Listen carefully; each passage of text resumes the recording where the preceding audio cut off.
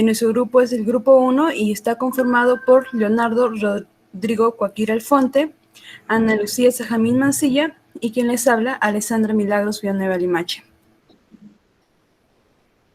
La aorta presenta las principales partes, que en primer lugar tenemos a la aorta ascendente. Se sitúa desde la salida del corazón de la válvula aórtica hasta la inserción superior pericárdica de la aorta. A la salida del corazón, la aorta ascendente origina una dilatación que recibe el nombre de bulbo aórtico. Mide aproximadamente 2,5 centímetros, es intrapericárdica, pertenece al mediastinum al medio y esta aorta ascendente va a originar dos ramas. En primer lugar, va a originar a la rama coronaria derecha, que es una rama que se dirige para vascularizar la porción preferentemente derecha del corazón. En este caso, el lado derecho del corazón es más pequeño porque bombea sangre solo a los pulmones.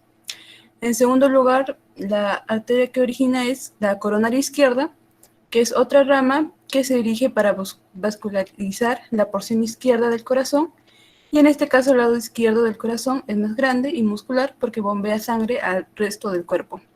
Ambas ramas van a ser las encargadas de la vascularización arterial del corazón. En segundo lugar, tenemos el arco aórtico.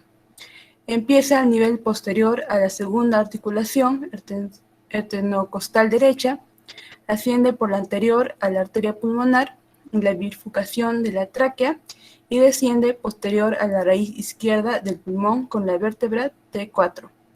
Finaliza cuando se convierte en aorta torácica descendente y el arco aórtico se arquea posteriormente hacia la izquierda e inferiormente. Además, cabe recalcar que el arco aórtico presenta una concavidad inferior y una convexidad superior, y a nivel de esta convexidad superior va a originar las tres ramas del arco aórtico. Entre ellas están, en primer lugar, el tronco arterial brachiocefálico derecho, que es la primera y más grande rama del arco. Se origina posterior al manubrio del esternón, es anterior a la tráquea y posterior a la vena brachiocefálica izquierda. Además, asciende superior lateralmente para alcanzar el lado derecho de la tráquea. Origina dos ramas que son la rama carótida común derecha y la subclavia derecha. Después, en segundo lugar, tenemos a la carótida común izquierda, que es la segunda rama del arco. Se origina posterior al manubrio del esternón, es posterior y a la izquierda del tronco brachiocefálico. Asciende anterior a la arteria subclavia izquierda y entra al cuello tras pasar posterior a la articulación esternoclavicular izquierda.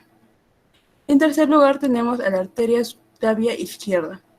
Es la tercera rama del arco, se origina en parte posterior del arco, es posterior a la arteria carótida común izquierda, asciende lateral a la tráquea y arteria carótida común izquierda. A través del mediastino superior no tiene ramas en el mediastino y cuando abandona el tórax y entra en la raíz del cuello, pasa posterior a la articulación esternoclavicular izquierda. También hay que recalcar que justo en la concavidad del arco aórtico, esto se va a relacionar con los bronquios y se va a relacionar también con el esófago, que esto es un detalle anatómico importante para hablar después de las ramas de la aorta descendente torácica.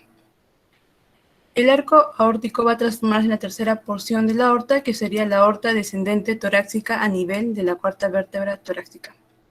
Y la aorta descendente torácica se va situando a medida que desciende por el tórax.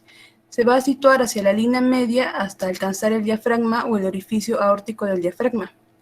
Entonces, si tenemos aquí el diafragma, como vemos en la imagen, observaremos que la aorta descendente torácica se va dirigiendo a la línea media y, como dije anteriormente, la aorta descendente torácica continúa del arco, se inicia en el lado izquierdo del borde inferior en el cuerpo vertebral T4, desciende por el mediastino posterior sobre el lado izquierdo de las vértebras T4 al T12. También cuando desciende se aproxima al plano medio y desplaza el esófago hacia la derecha. Está rodeada del plexo aórtico torácico, se sitúa posterior y desplaza el esófago hacia la derecha. Está rodeada del plexo aórtico torácico y se sitúa posterior a la raíz del pulmón izquierdo, pericardio y esófago. Entra al abdomen por el hiato aórtico del diafragma y el conducto torácico y la vena acigos. También asciende de su lado derecho y la acompaña a través del hiato. Además, la aorta descendente torácica va a originar las siguientes ramas.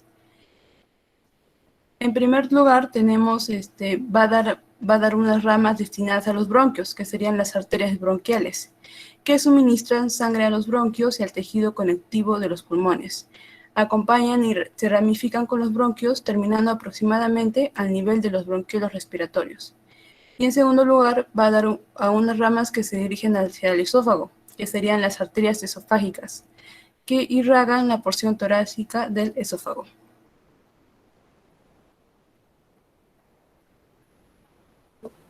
Bueno, la primera imagen que podemos ver es una rama destinada al pericardio que se sitúa en la parte anterior envolviendo el corazón, que se denomina las arterias pericardias.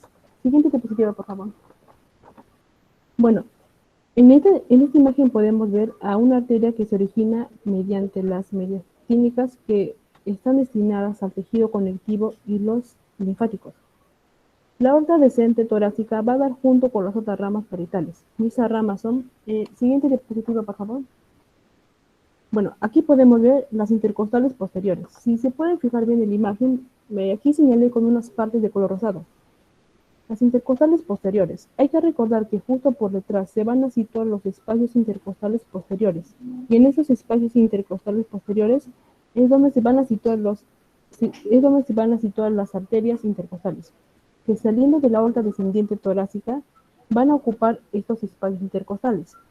La arteria subcostal es lo que podemos ver de la línea verde, que es justo la arteria que se dirige por debajo de la última costilla. La arteria frénica superior, que es en las líneas de color naranja.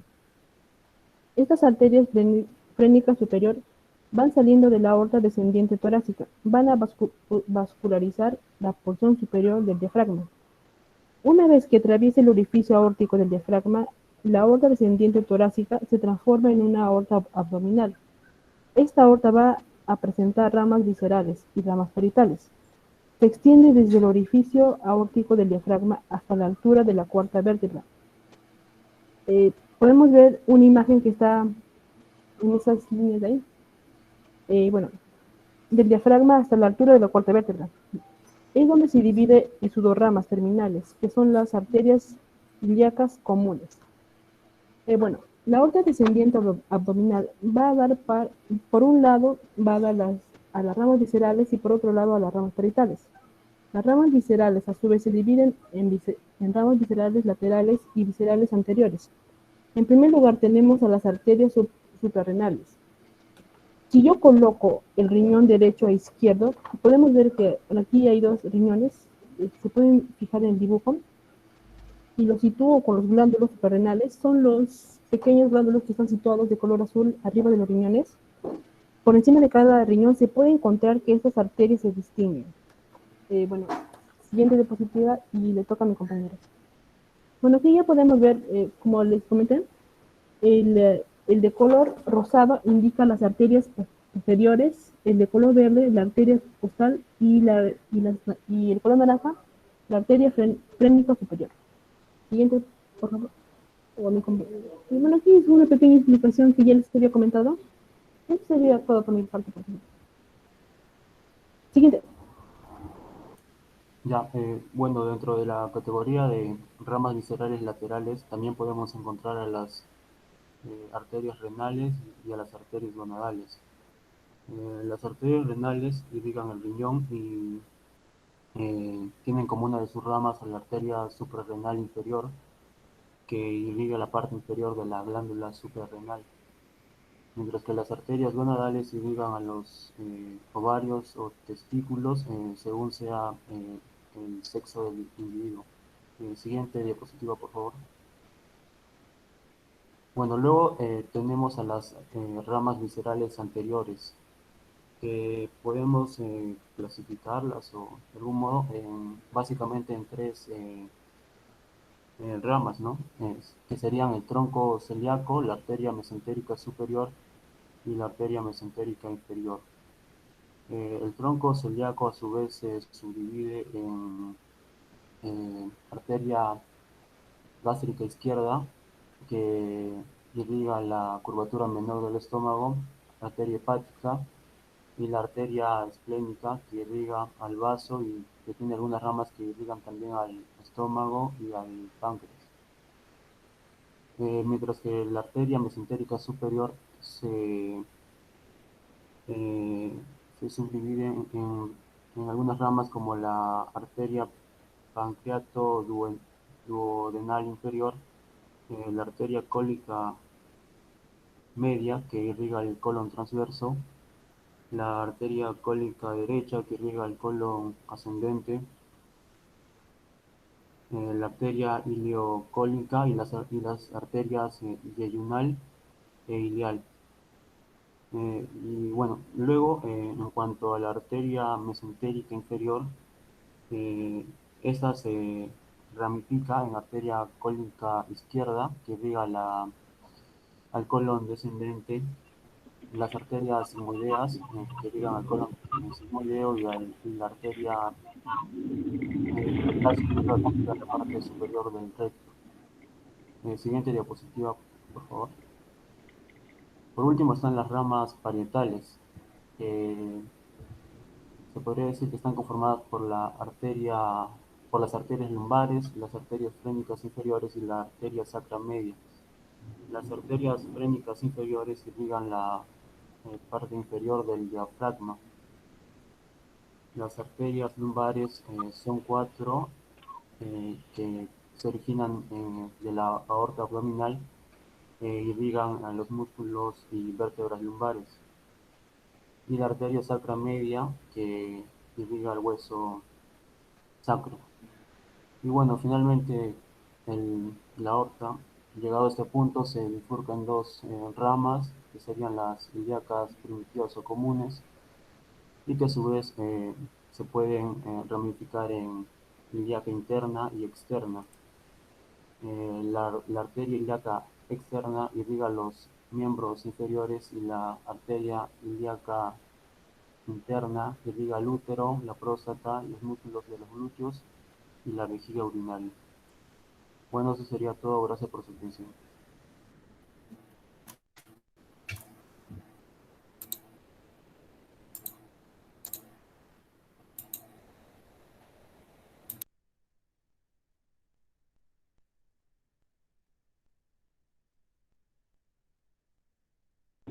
¿Aló, me escuchan? Sí, doctor. ¿Ahí acabó el primer grupo? Sí, sí, profesor. ¿Sí? Sí. Ya, ¿qué cosa es el arco de Riolano?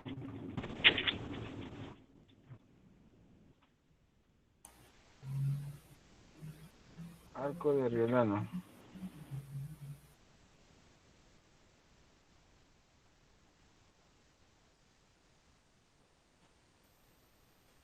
Es donde se unen las arterias mesentéricas superior e inferior.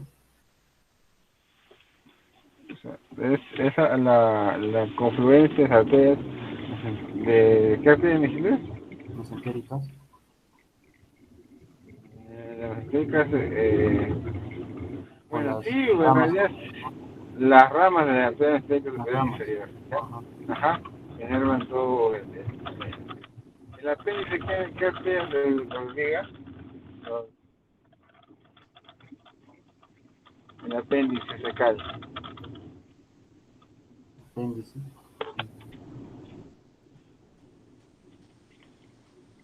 Tiene chocolo, no sé, no he escuchado muy bien. Tiene chocolo.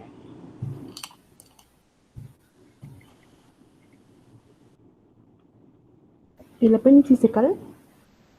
Sí. ¿Qué arteria es unidad? Es pregunta de grado, de anal, de referencia, para España también, de todo.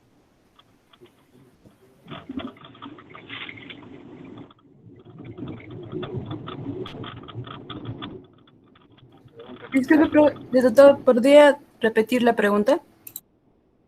¿Qué arteria irriga el apéndice fecal?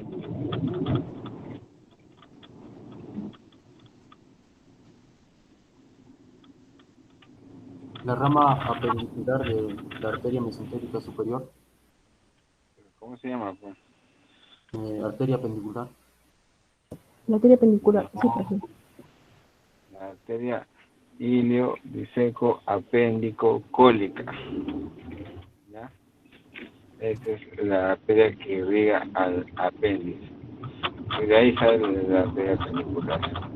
Pero nace de la arteria ilio diseco apéndico cólica. ¿Ya? Entonces en la parte de, bueno, ustedes han visto la parte arterial, no han visto la parte venosa, ¿no? Hay una complicación que se llama eh, la, la tromboflebitis, ¿ya? ¿Han escuchado hablar? Perdón, la pieleflebitis. Pieleflebitis. ¿Quién sabe qué cosa es una pieleflebitis?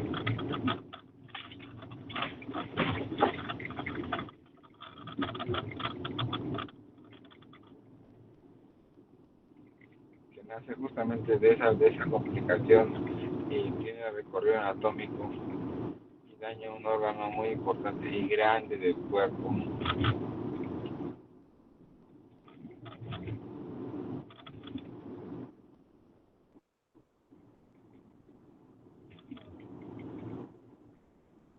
¿Hay ideas? ¿Es una inflamación alrededor de la zona del crecimiento óseo? ¿Cómo? ¿Es una inflamación alrededor de la zona del crecimiento óseo? No, la pieleflebitis o trombosis séptica, ¿ya?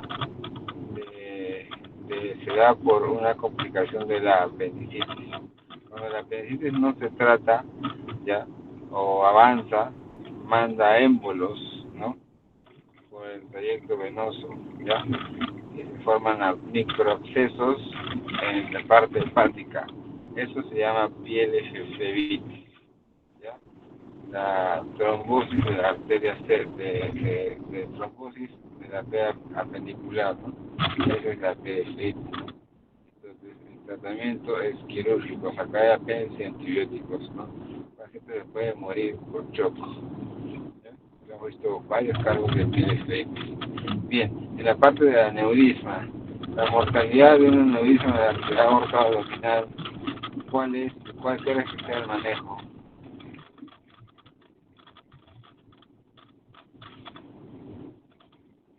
Disculpe, no lo escuché bien. ¿Podría volver a repetir la pregunta? En la parte de aneurisma de la aorta abdominal, aneurisma, ¿ya? ¿Qué cosa es un aneurisma y cuál crees que sería el manejo de la aorta abdominal? Creo que tú has hablado de aorta abdominal. Un aneurisma es una protuberancia en un punto débil de una pared arterial. Ok, ya, bien. Entonces, ¿cuánto crees que sea la mortalidad que ese aneurisma se revienta de la aorta abdominal? Que es frecuente, ¿eh? Estás en el tópico de medicina y palpas una masa pulsátil a nivel de abdomen, a nivel de epigastrio. ¿Qué debe sospechar? Mujer de 45 años con frialdad distal y bochornos, ¿ya? Y palpas una masa pulsátil. ¿Qué debe sospechar? Un aneurisma, ¿no? ¿Ok? Estos aneurismas son frecuentes y deben tratarse de inmediato. ¿Por qué?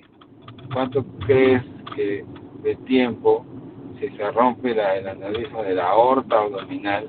Espero que cuando no han disecado, pues fue bueno, pero cuando disequen a la aorta se van a dar cuenta de que es ¿cómo se llama? Es gruesa, ¿ya? Es porte de un tubo, ¿ya? De una manguera, ¿ya? Y si se rompe esta manguera, va a ocasionar, pues, un sangrado masivo, ¿ya? Muchas veces porque accidentalmente se ha perforado la aorta abdominal. Es lo peor que te puede pasar, porque Número uno, que la aorta abdominal está atrás. Nosotros abrimos lo que es el peritoneo, ya entramos a la cavidad, pero no vas a encontrar la aorta, porque la aorta es extraperitoneal. Tienes que entrar o bien por atrás o bien por adelante. Siempre se entra por adelante porque por algo está roto, ¿no? Está roto por generalmente 99% por adelante. Y salvo que le hayan disparado por atrás, ya pues en ese caso se podría, igual pasa el disparo y pasa pues a través de los intestinos y debes hacer un abordaje, una laparotomía para ver el daño causado, ¿no? Entonces, ¿cómo se llama? Más o menos, la mortalidad de esa patología es del 99%. Si no haces nada en 2 a 3 minutos, ese paciente está muerto. Lo que se hace es hacer una maniobra de Matos, ¿ya? Poner la cara posterior de la cavidad abdominal, ¿ya? Y ¿cómo se llama? Y ver en dónde está lacerada la aorta. Apenas se ubique la laceración de la aorta, porque va a estar nadando en sangre, clipas, ¿no? Solamente clipas la arteria, nada más. ¿Listo? Última pregunta, ¿ya? ¿Qué rama irriga la vesícula?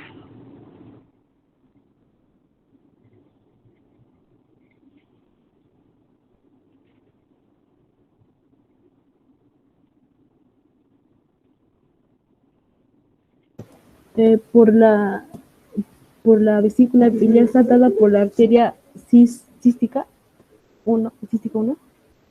La cística. ¿De dónde viene la cística? Está bien, es por la cística.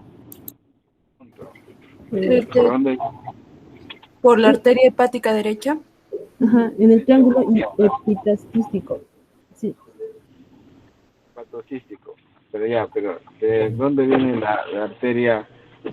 ¿Es hepática derecha o es hepática izquierda? ¿Qué te juega? ¿Es derecha? En el triángulo Izquierda, derecha o izquierda. ¿Derecha dices? Derecha. derecha. Pones en juego tu nota de 20 a 0. Mira, ¿cómo dijo? Otra vez lo pregunto. La arteria cística, ¿de dónde deriva? ¿De la hepática derecha o de la hepática izquierda?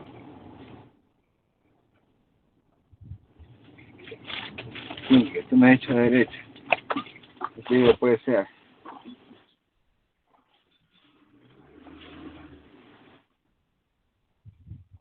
Nunca duden de lo que sepan, ¿no?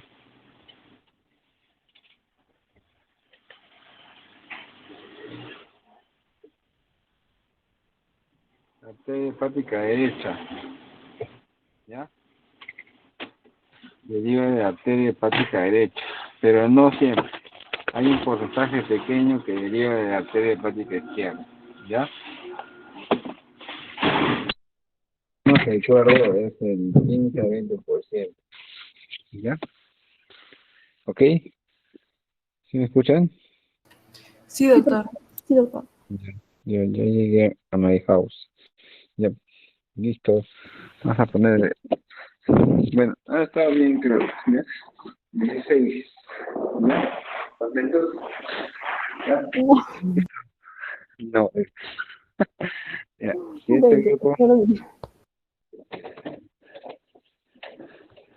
siguiente grupo que vayas poniendo el toque para que estamos de piedra. O sea, traduciendo al toque que estamos apurados.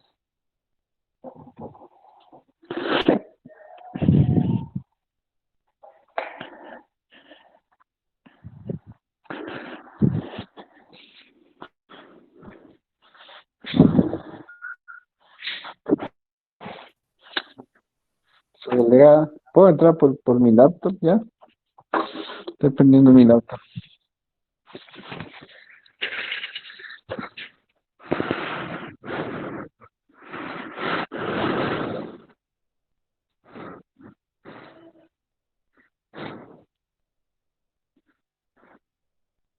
Grupo 2, proyecten sus diapositivas, por favor.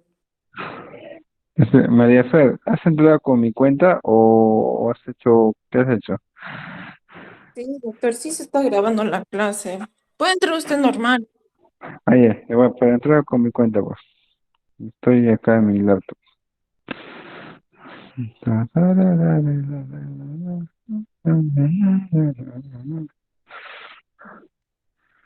Un código.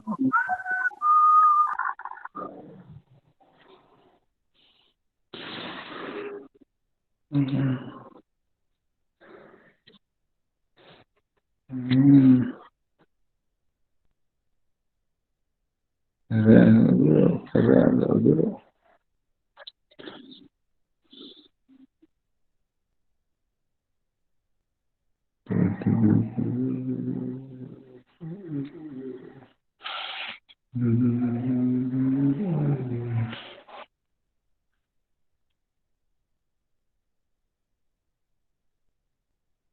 Chicos, empiecen.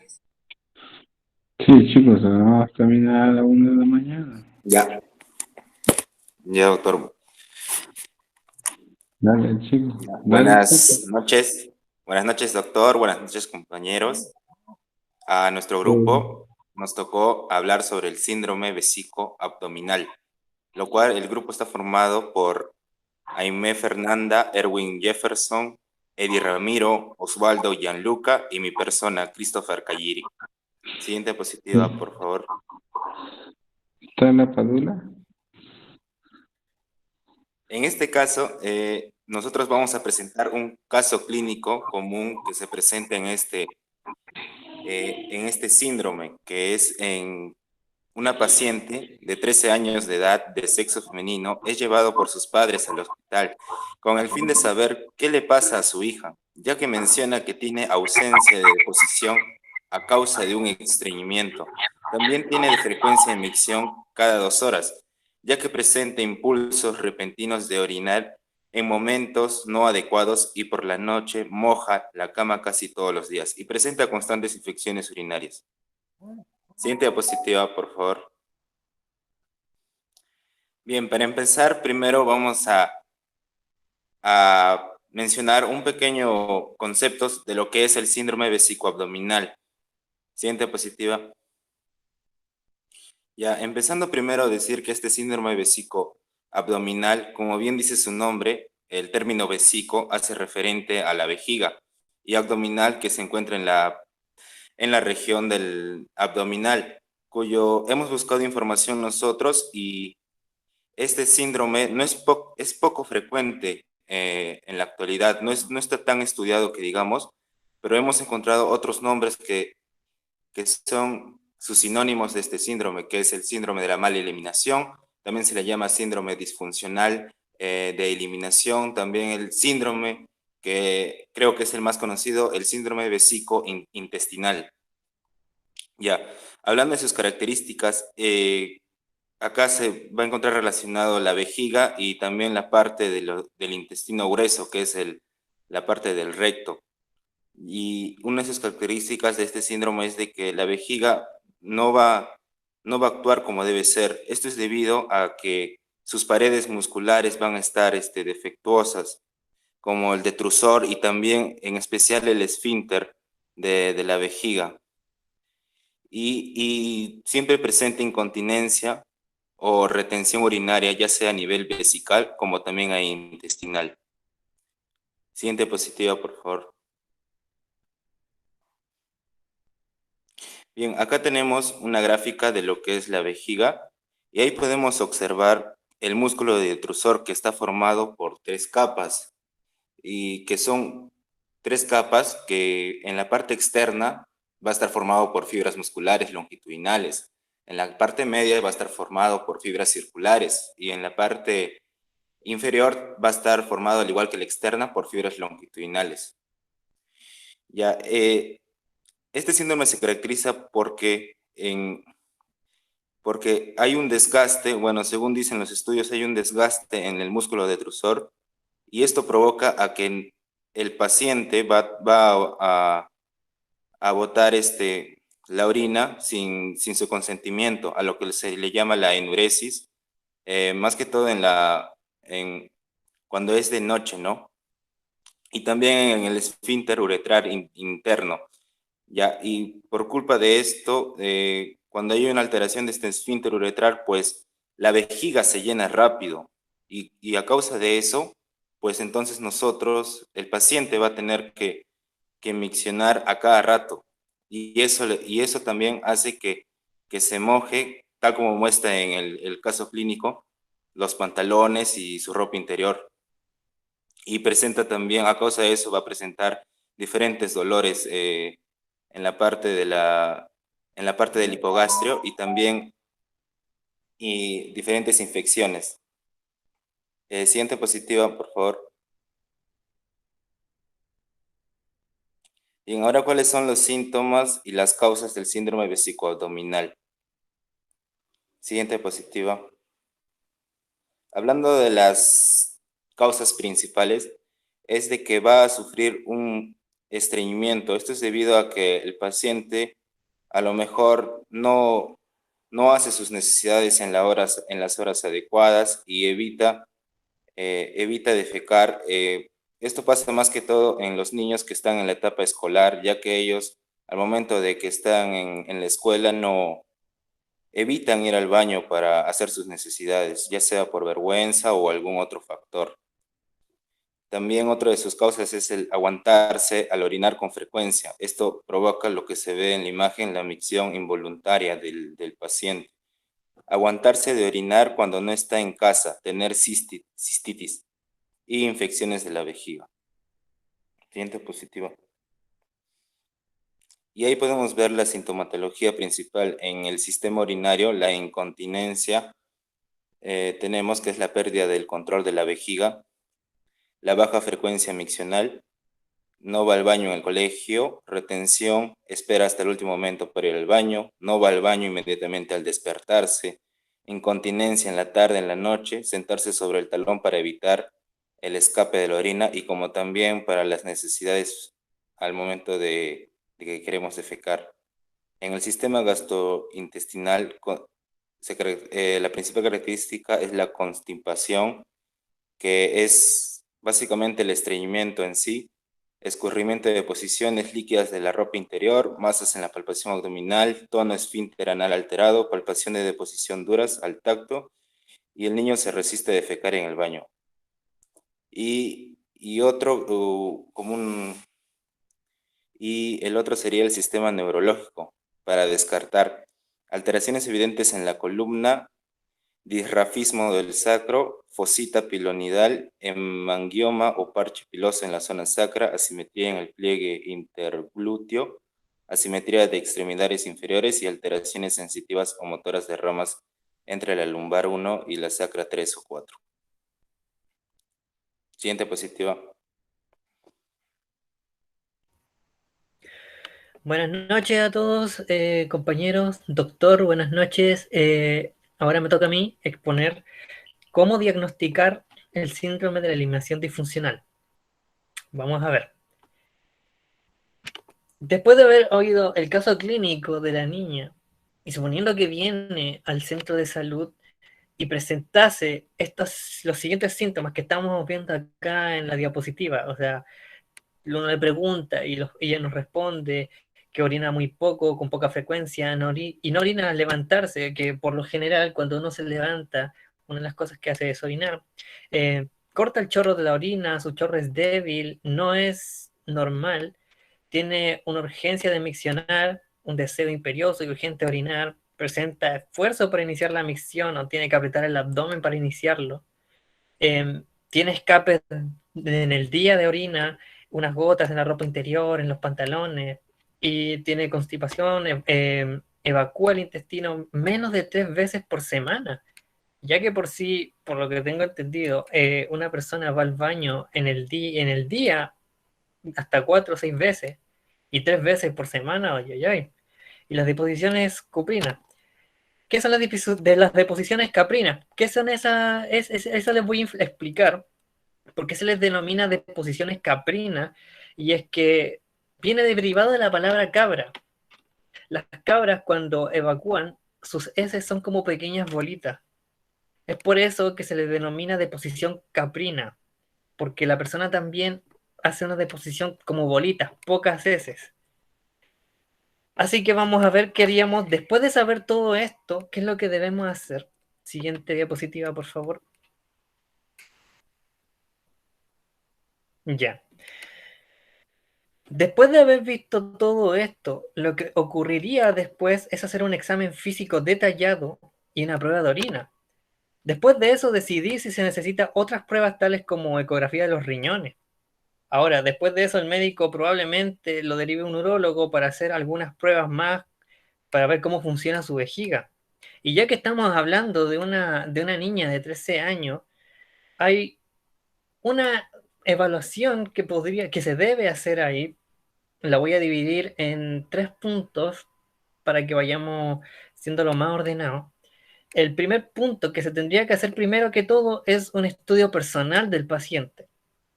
Los antecedentes familiares, el tipo de dieta que está recibiendo el paciente, evaluar la ingesta de fibras, la edad y la forma en la que se realizó el control del esfínter en el día y de noche, la actitud de los padres y el entorno frente al problema actual y evaluar el impacto de la autoestima del niño, bueno, en este caso de la niña.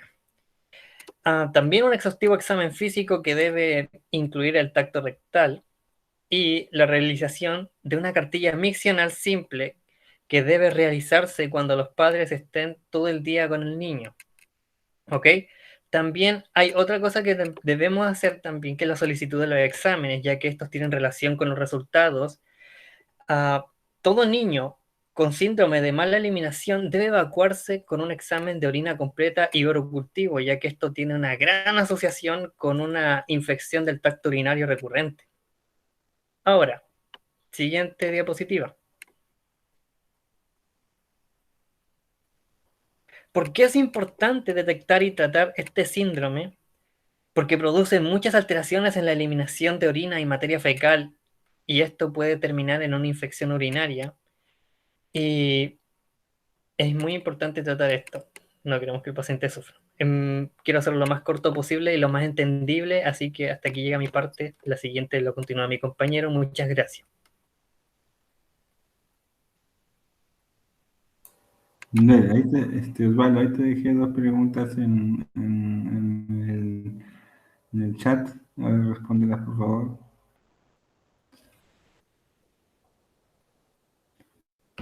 Voy a verlo en un momento, enseguida que diga. La primera, ¿qué cosa es una constipación?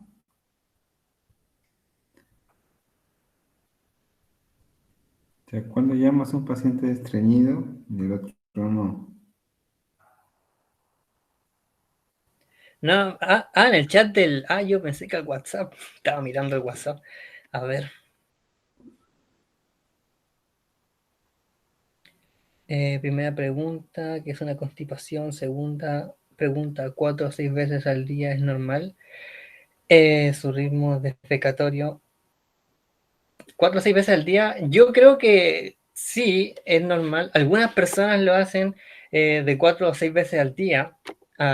Yo sí diría que es normal. No O sea, lo digo en base a algún estudio, lo digo en base más que todo a simple a ti. observación mía. Claro, simple observación mía de otras personas, a veces de la Vamos familia, a del quedar de entorno. que hace mucho papel. Ya, ¡Ah! ya.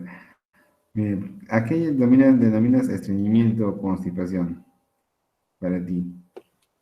Para mí el O sea, estreñimiento, constipación es cuando el una, paciente no puede... A ver, primero vamos con estreñimiento. Estreñimiento es cuando el paciente no puede defecar, le cuesta defecar y es por eso que en esos momentos uno debe, como médico, recetar un purgante, a veces hasta un enema. Y en caso de una constipación, por lo que tengo leído, en caso de que me equivoque, me lo hace saber, tengo entendido que una constipación es cuando hay una expulsión de materia fecal involuntaria del paciente.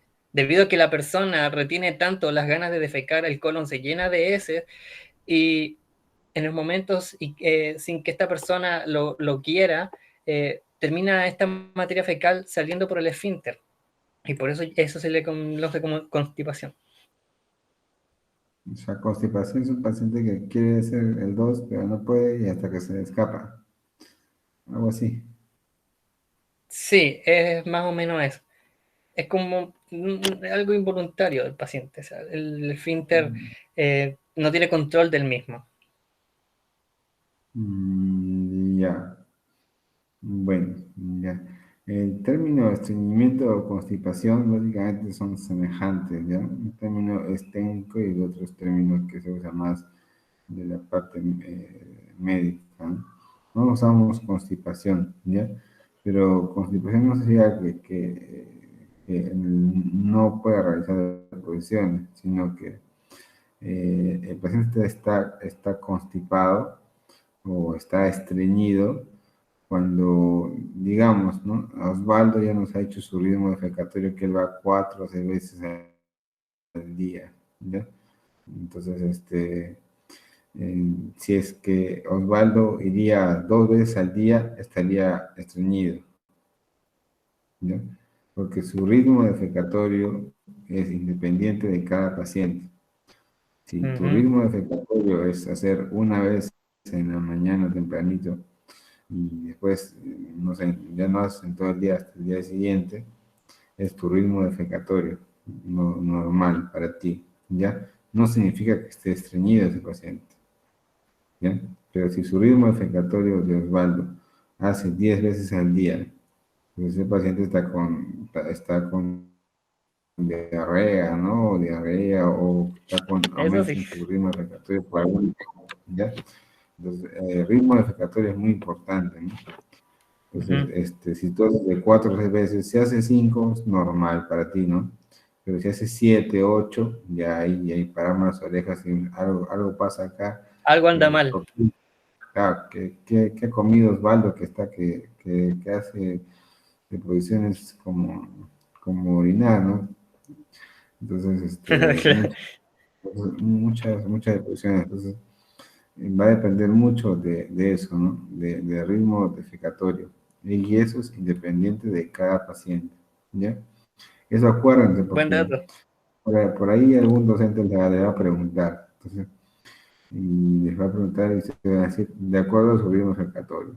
Si mi ritmo defecatorio es hacer 10 veces al día y yo hago 8, entonces estoy constipado, estoy estreñido. Si mi ritmo defecatorio es 10 y hago 12, está alterado mi refractario por alguna infección, por alguna cosa, etcétera. ¿Bien? Listo, Entendido. sigan. Gracias, profe. Ya sabemos que gastas con mucho papel. Sigan. Eso es cruel. Voy a comenzar con lo que es el tratamiento.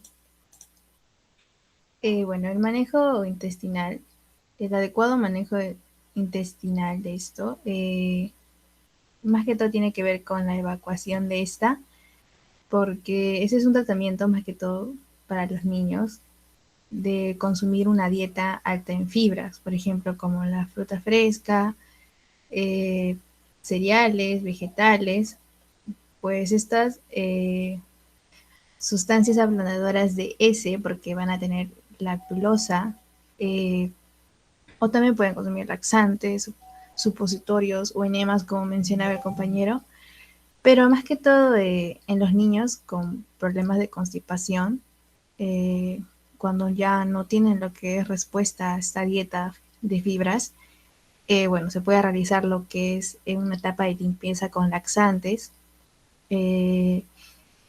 desinfatación y, bueno, seguida de una dieta de mantenimiento de sustancias ablandadoras.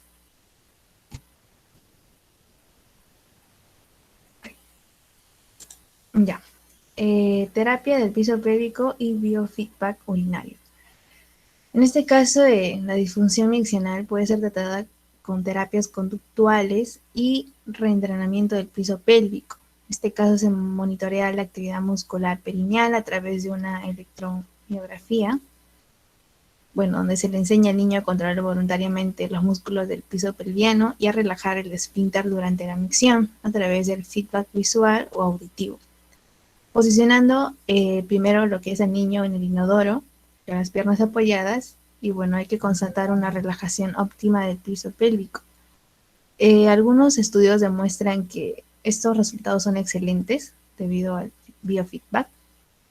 Y bueno, hay un servicio de urología en un hospital que, bueno, lo comienza a practicar, ¿no? Y bueno, sí ha dado resultados a corto plazo.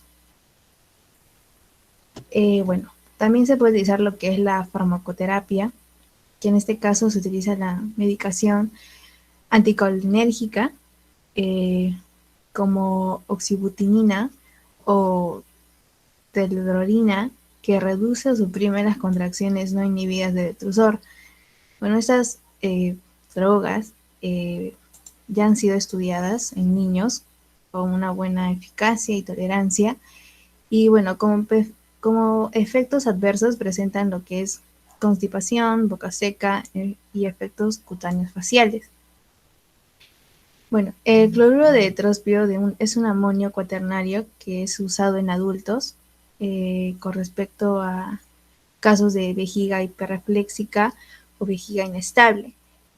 El cloruro de trospio tiene menos efectos adversos, ya que no atraviesa la barrera de la hematocefálica. Y un estudio que se hizo es comparar, ¿no? Mediante un placebo y estas. Y bueno, sí demostró su eficacia con un 82%.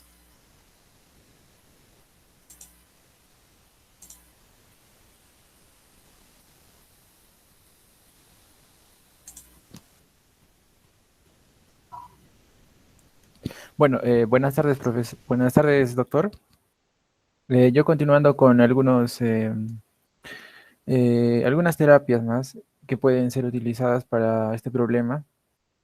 Y los antagonistas alfa adrenérgicos tienen una intención que son agentes alfa bloqueadores que producen la relajación del esfínter y el cuello vesical, que obviamente está produciendo una retención, ¿no? Y es donde tenemos el problema. Eh, Disminuir la resistencia del tracto de la salida vesical.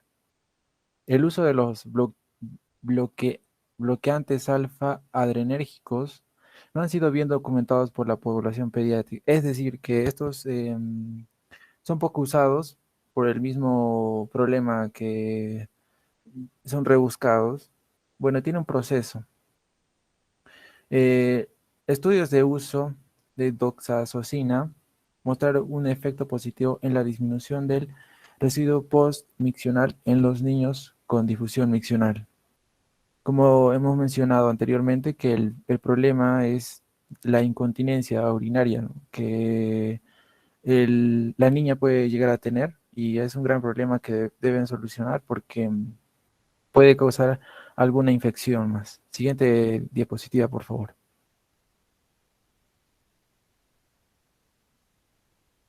Bueno, perdón, la neumodulación sacra tiene una intención de la estimulación eléctrica del plexo sacro a partir de la S3 con electrodos permanentes o estimulación transcutánea, mostrando cierta eficiencia en modular la inervación vesical y retornar la coordinación de los reflejos sacros normales. Bueno, la neuromodulación es definida como una actividad fisiológica en una vía neural que influye y modula una actividad preexistente en otra interacción a través de la sinapsis. Bueno, un proceso reporta una tasa de respuesta de un 28-41 con una neuroestimulación sacra transcutánea en hiperactividad del destrusor, no neurológica, presente en niños con síndrome de urgencia miccional. Por lo tanto, la neuroestimulación sacra representa una alternativa terapéutica en casos severos refractarios. Como acabo de mencionar hace un momento, estos procesos terapéuticos son ya bastante, bueno, son poco usados, pero lo estoy mencionando para tenerlos en cuenta. Siguiente diapositiva, por favor. Bueno, ahí podemos ver una neumodulación sacra. Es un paciente adulto, como lo podemos ver, por eso es tan rebuscado este proceso. Siguiente diapositiva, por favor. Bueno, el cateterismo intermitente limpio. Originalmente fue descrito para el manejo de la vejiga neurogena, tratamiento de elección para las vejigas descompensadas con difusión miccional. El SIL es generalmente bien aceptado en niños. El SIL se refiere al cateterismo intermedio limpio. Se debe realizar cada 4 horas para evitar excesiva proliferación de bacterias, que es un tratamiento bastante doloroso. Y la utilización en niños creo que es poco común. Siguiente diapositiva.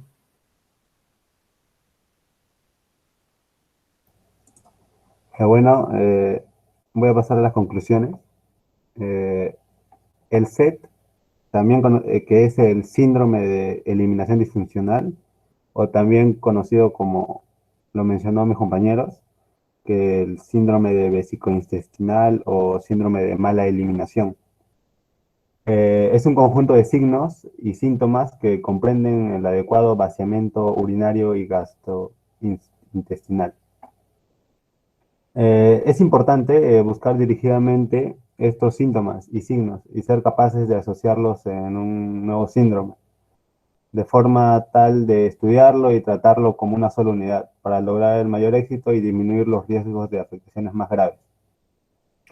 Y tercera y última es que el doctor tiene un rol fundamental en esto, no solo en el diagnóstico del síndrome de eliminación disfuncional, como puede ser el diagnóstico ya lo dijeron mis compañeros, de preguntar al paciente la frecuencia que va al baño, ecografía de los riñones, una prueba de orina, etc. Inculcando hábitos adecuados tanto en la dieta como en el manejo de la micción. Ahí vienen a ser los tratamientos, como lo mencionaron también, miccionar con regularidad, la farmacoterapia, controlar el estreñimiento, los hábitos alimenticios, etc. Y una recomendación simple sería ir al servicio cuando se requiere y no aguantarse. Así podremos evitar muchos problemas de salud, como en este caso, ¿no? La vejiga y los riñones resultaron afectados. Y para evitar eso solo es ir al servicio, ¿no? Cuando se requiere. Muchas gracias, doctor. Bien, bueno, este es un síndrome muy importante. Me lo puse a la acotación porque tiene una base anatómica importante y a caso de que se vio un caso de una paciente que sospechaba de apendicitis por dolor en hipogastria. Cuando se le examina a la paciente no había signos de apendicitis, no había dolor, no había náuseas, no había vómitos, no había hiporexia. La paciente no orinaba, ¿no? Desde hace ya 6 horas, tenía anuria, ¿ya? Entonces, le puse una sonda Foley y en la sonda Foley empezó a orinar, ¿ya? Le tomé una placa de abdomen simple y donde se vio que había un montón de heces. La base fisiológica, anatómica, fisioanatómica de esto radica, y es lo que quería que llegue, en que la pared posterior de la vejiga y el recto, ustedes ya han pasado por la embriología, ¿no? Entonces la pared posterior del recto y el intestino primitivo, ¿ya? Tienen un origen juntos, ¿ya? Entonces, al dilatarse el recto, presiona la pared posterior de la vejiga, acortando tanto el esfínter como la pared posterior del cuerpo y del istmo vesical. Y esto ocasiona, pues, que la capacidad de la vejiga de poder almacenar, ¿no? Se disminuya, ¿no? Y altera también, genera una inestabilidad del músculo detrusor y desencadena una obstrucción de tipo mecánico. Entonces, la obstrucción, ¿en dónde se da? Se da en la pared posterior de la vejiga por distensión del recto por una una constipación o un estreñimiento crónico. Generalmente esta niña de 12 años que yo la atendí, tenía 10 días que no hacía deposiciones, ¿no? Entonces yo le puse la sonda y después pudo orinar, se alivió el dolor, le tomamos la placa, vimos que en la placa que estaba algo parecido a la placa que ustedes mostraron, ¿no? Llena de heces, ¿no? Entonces, con enemas y se recuperó, ¿no? Pudo orinar, ¿no? Y ver el trastorno de fondo, pues darle un procinético y con eso es suficiente. Ok, muy bien.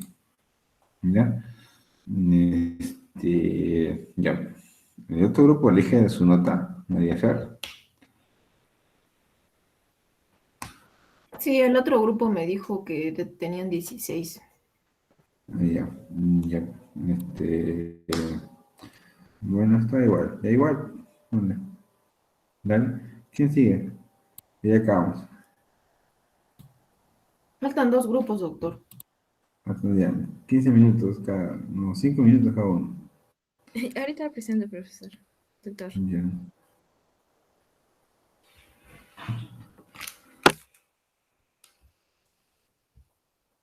¿Ustedes no duermen?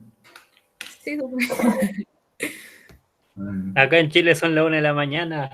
Bueno, las 12. Hasta el amanecer, profe. Yo no duermo, yo soy noctámbulo. Yo tengo que tomar mi pastillita, porque si no, no puedo dormir. Ya. Oh. ¿Me escuchan? Sí, ¿verdad? No, no te escucho. Ay, ya. Dale, dale.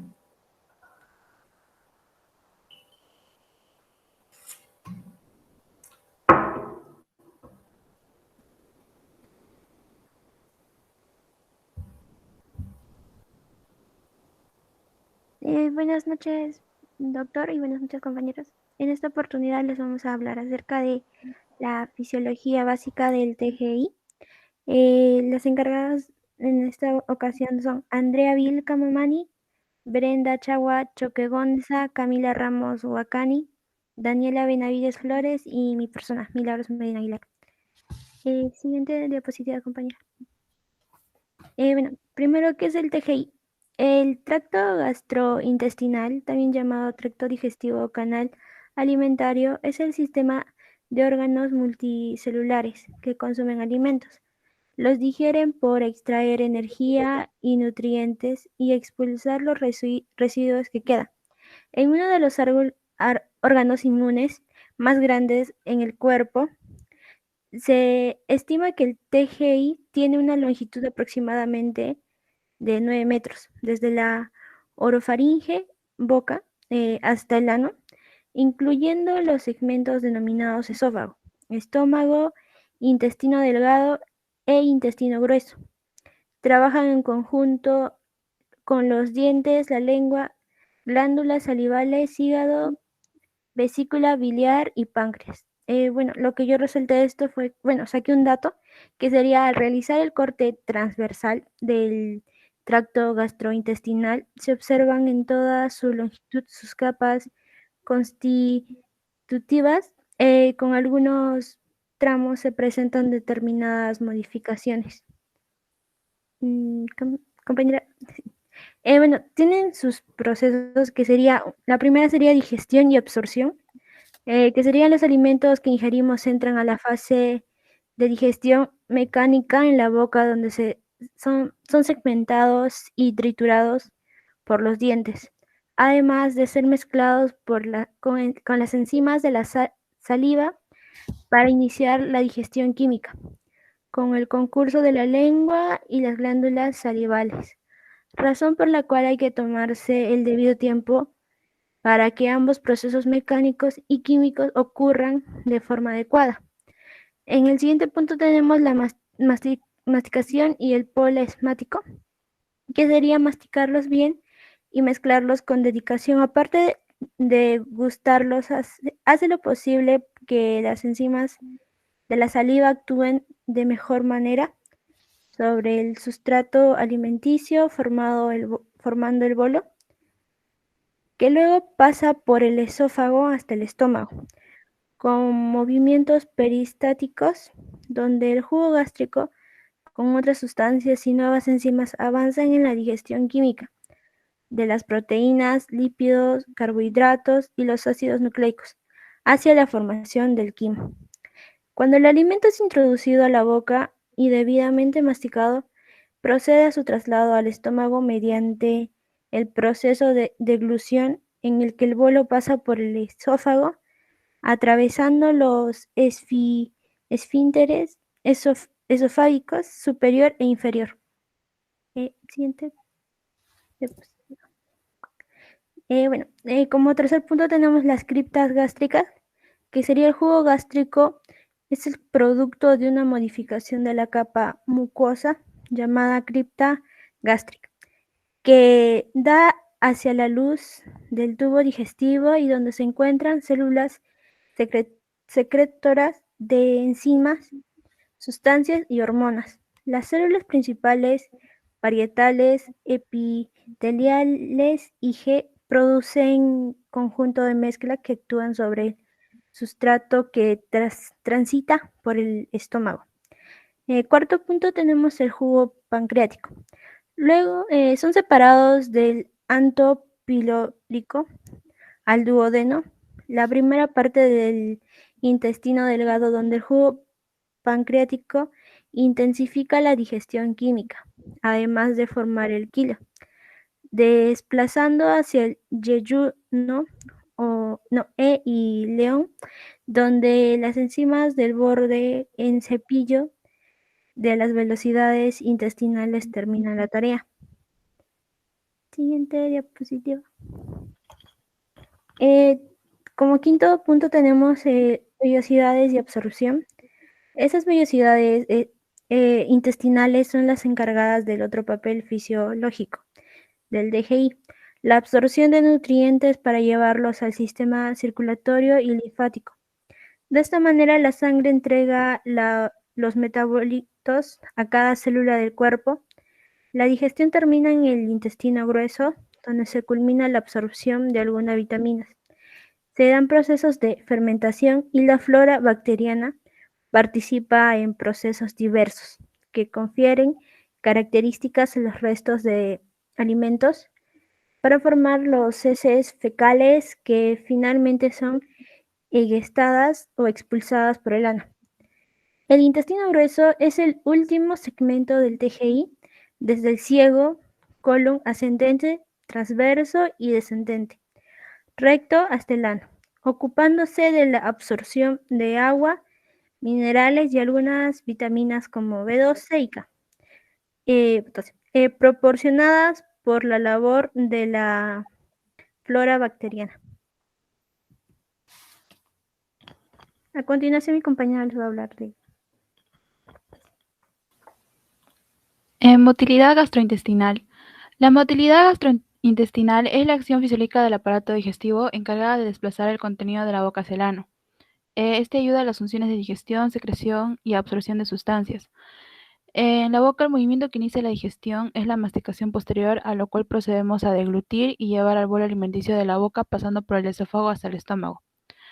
Como se sabe, la boca es el lugar por el que se ingiere la comida y donde comienza toda la digestión.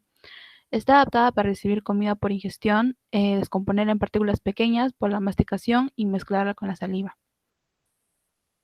Siguiente, compañero.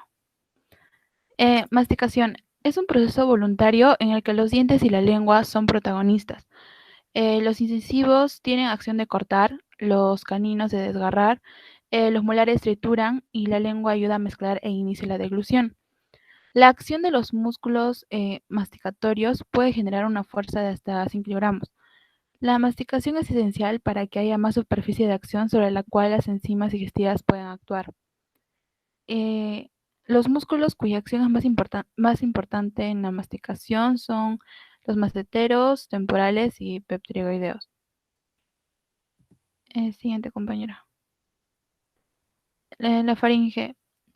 Es un tubo de 12 a 14 centímetros de longitud con una musculatura circular y longitudinal en sus paredes laterales y posterior. En su porción anterior se sitúan las aperturas de comunicación con las fosas nasales, la boca y la laringe, siendo por tanto una encrucijada importante para el tránsito de alimentos y aire. Siguiente compañera. Deglución. Es el proceso mediante el cual el bolo alimenticio pasa desde la boca hasta el estómago a través de las vías de comunicación faríngea y esofágica. La deglución es un proceso reflejo complejo que se inicia voluntariamente y termina involuntariamente. Está regulado por un grupo de neuronas o centro de la deglución situadas en el bulbo arquidio. Se describen en su desarrollo 3 fases. La fase bucal voluntaria, que es consistente en la proyección del bolo alimenticio hacia la porción posterior de la cavidad oral. El contacto del bolo con las paredes de las coanas estimula receptores que sinaptan con las neuronas del centro de la deglución, activándolas y así dando lugar a la salida de eferencias que llegan a la musculatura faríngea, laringe, esofágica y respiratoria. Luego tenemos a la fase faríngea. Esta es una fase involuntaria en la que participan de forma perfectamente organizada 25 músculos. La secuencia de actividad de esta fase sería, primero, la elevación de la lengua contra el paladar y empujo del bolo contra la pared faríngea.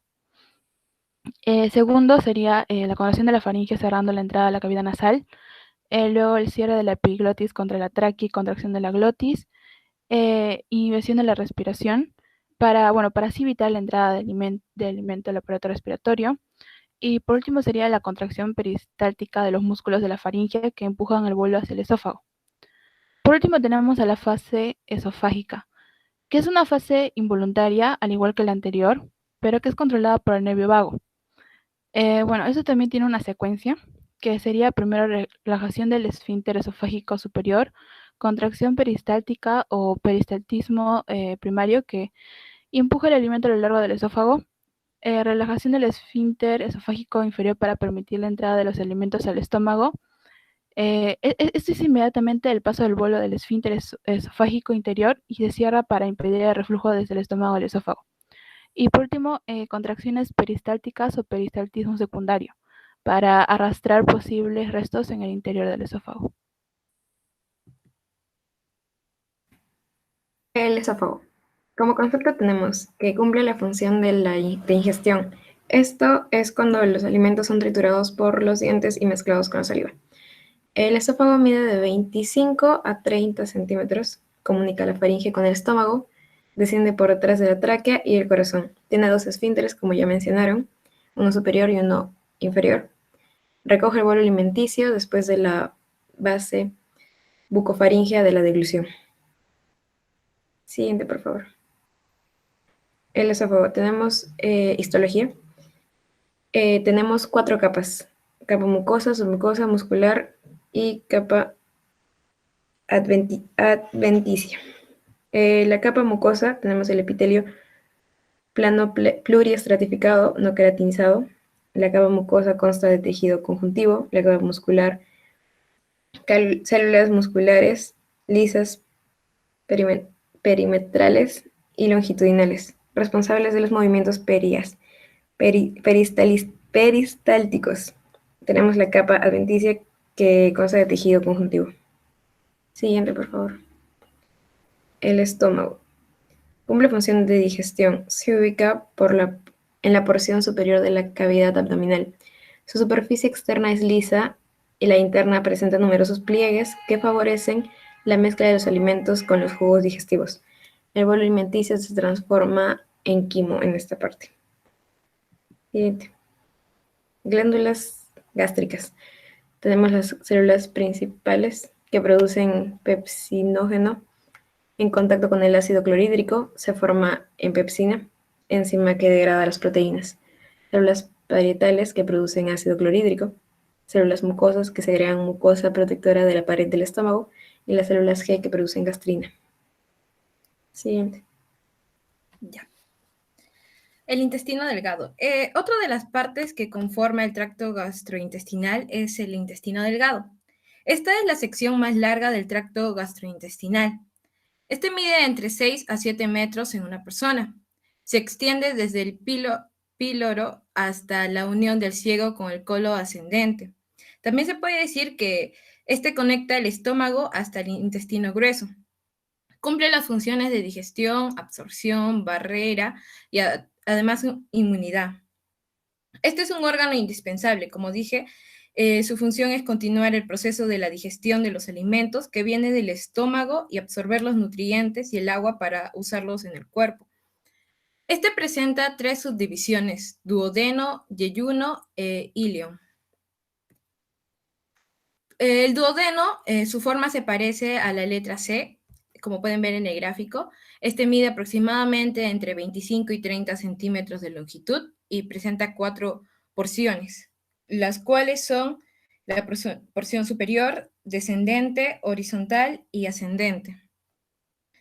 Este es la parte de todo el tracto gastrointestinal donde ocurre la mayor digestión y la mayor descomposición de productos alimenticios. Se podría decir que es la parte más ocupada. El yeyuno. Este se encuentra entre el duodeno y el ilion, como pueden ver. Este mide aproximadamente 2.5 metros. El yeyuno ayuda a continuar la digestión de los alimentos que vienen del estómago. Esta es la parte del tracto gastrointestinal donde ocurre la mayor absorción de nutrientes. Por último, tenemos al ilion. Esta es la última parte del intestino delgado. Este se conecta con el ciego y mide aproximadamente 3.5 metros. Esta es la parte del tracto intestinal donde ocurre una absorción importante como la vitamina B12, la A, la D, la E y la K. Ahora, la motilidad del intestino delgado. La actividad motora del intestino delgado tiene 2 finalidades. Una es facilitar la digestión y la absorción de los alimentos, favoreciendo la propulsión del quimo, y el otro es una función defensiva, impidiendo la proliferación bacteriana y reduciendo el tiempo de contacto de algunos componentes agresivos con la dieta o con los alimentos. Este presenta 3 tipos de motilidad, lo cual es segmentación, ondas peristálticas o peristaltismo y el vaciamiento. La segmentación, se realiza por contracciones y relajaciones sucesivas y alternantes de la escultura circular del tubo digestivo. Esta presenta una longitud de 1 a 4 centímetros y el tiempo de cada contracción es de 5 segundos. Ahora, aquí en la segmentación se cumple una función muy importante que es se podría llamar amasado, que se produce entre el quimo y las secreciones. Bueno, las ondas peristálticas o peristaltismos son ondas de contracción precedidas por una relajación que avanzan a lo largo del tubo recorriendo segmentos de una longitud media entre 10 y 15 centímetros. Aquí se constituye un sistema de propulsión lento que permite el avance del quimo y su contacto con las paredes. Y por último tenemos lo que es el vaciamiento, que son donde las ondas peristálticas son responsables del avance y vaciamiento del quimo a lo que le resta del mismo en el intestino grueso. Ahora, colon o intestino grueso.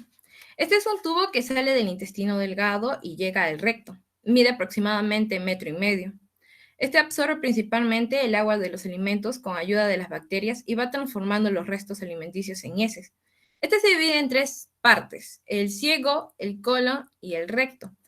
El colon, a su vez, también se divide en 3 zonas, que es el colon ascendente, el colon transverso y el colon descendente. Y junto con la motilidad del intestino grueso. Bueno, este, al igual que la motilidad del intestino delgado, este también presenta 3 tipos de motilidad, pero sin embargo cambia en una, que es la segmentación, movimientos en masa y vaciamiento. En la segmentación, como ya les había mencionado anteriormente, son ondas tónicas de contracción que se desplazan adelante y atrás y permiten un prolongado contacto con la mucosa del contenido intestinal.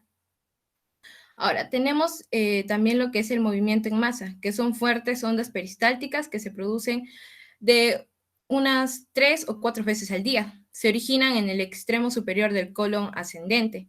La regulación se desarrolla de manera refleja cuando penetra el alimento en el estómago, como podría mencionar el reflejo gastrocólico o en el duodeno reflejo duodenocólico. Ahora, el vaciamiento. El inervacionamiento es donde el recto normalmente está vacío y solo cuando se produce el movimiento en masa, que es lo anterior, el contenido intestinal alcanza el colon sigmoide y el recto, dando lugar a la distensión de las paredes y al inicio del reflejo de la defecación o expulsión de las heces al exterior. El recto. El recto es una estructura visceral que comienza al final del intestino grueso, inmediatamente a continuación del colon sigmoideo, desde la tercera vértebra sacra hasta el canal anal. Se encuentra en la parte posterior de la pelvis, en la zona proximal al conducto anal o la zona distal. Bueno, la motilidad de la región del recto anal está relacionada con el mantenimiento de la continencia o abarca de los procesos de la detención, discriminación o retención y finalmente la expulsión controlada de los productos del desecho de la digestión. Bueno, en esta parte donde las heces se acumulan en la ampolla rectal, cuando las paredes se distienden, se estimulan los receptores de distensión que se encuentran en el espesor de la capa muscular longitudinal. Su estimulación, mediada por el parasimpático, produce la relajación del esfínter anal interno y la contracción del esfínter externo. Bueno, la relajación voluntaria del elevador del anal provoca la disminución del tono simpático y el ascenso del parasimpático, que genera una serie de procesos, como la contracción de las fibras longitudinales de las paredes del recto, que hace que se acorte y aumente la presión en su interior. También la relajación del elevador del ano, el aumento de la presión dentro de la ampolla rectal que hace la fuerte de resistencia a la salida de las heces, y el aumento de la presión producida por la maniobra del Valsalva y la contracción abdominal. Siguiente diapositiva.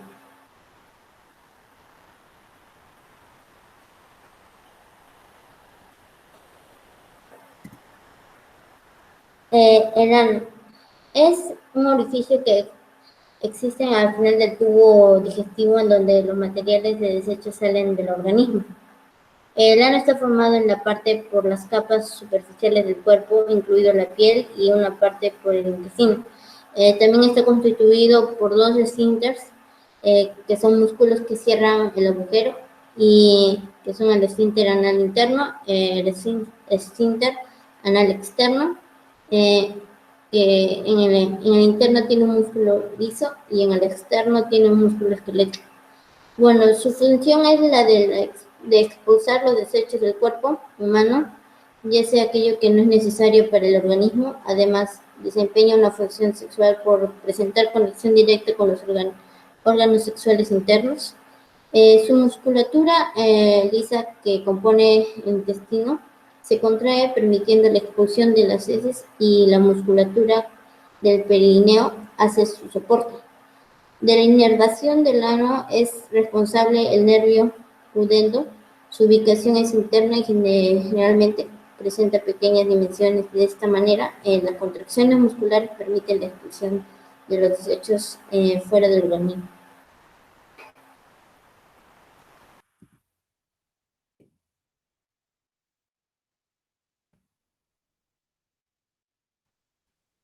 Y bueno, como último punto sería la secreción gastrointestinal. Bueno, todo el tracto gastrointestinal tiene dos importantes funciones secretoras. Una de la secreción de moco para proteger el epitelio de función de la que encargan mayormente las células caliciformes, ampliamente distribuidas en el epitelio del tubo digestivo, y la otra sería la secreción de enzimas digestivas y algunas hormonas. El moco es la sustancia más secretada en el aparato digestivo.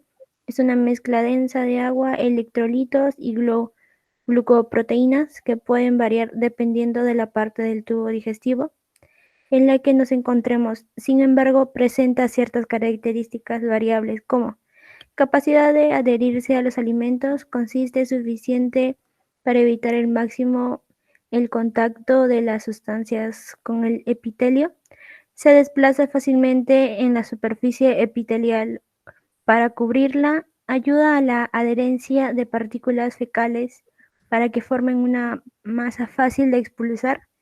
Es resistente a las enzimas digestivas. Y por último, las glucoproteínas que lo componen tienen efecto amortiguador ante álcalis y ácidos. Además, el moco tiene bicarbonato que neutraliza el ácido. Eso sería todo. Gracias.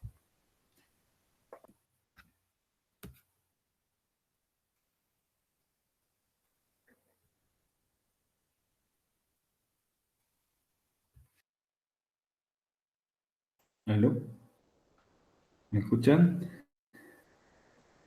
Sí, doctor. Alejandra Benavides Flores.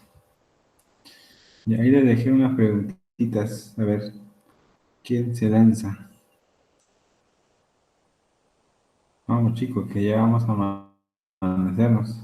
Parece velada. No recordar las veladas que hacía en la U. Bellos recuerdos. Mujeres ingratas.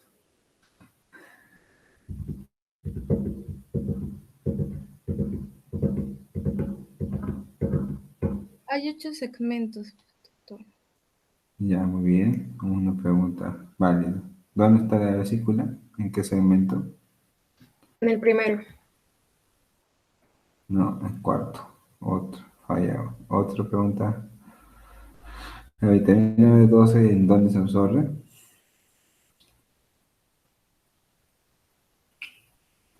Entonces, esta también es pregunta de NAM, de residencia, de internado, hasta preguntas para ingresar a medicina.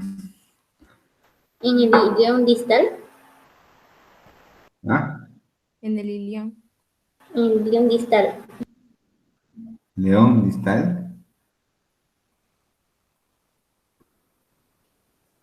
¿En el león distal? ¿Dónde queda eso? Ilion. Ah, ilion distal. Ya, muy bien. Ilion distal. Ok. A ver. Una como para ponerles.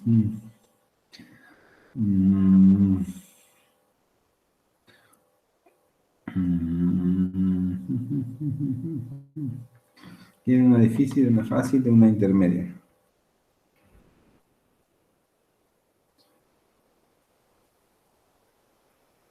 ¿No? Una...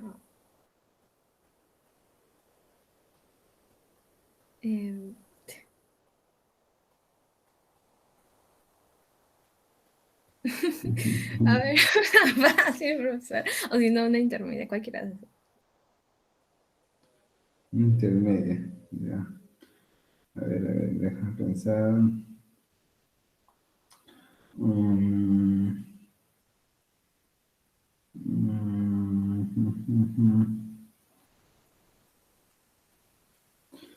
Ustedes han hecho abdomen, ¿no? Abdomen. Ombligo, abdomen, hígado.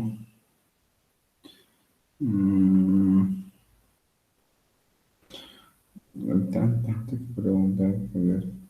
Ya, dime ¿cómo se llama? El conducto inguinal. ¿Cuáles son las paredes?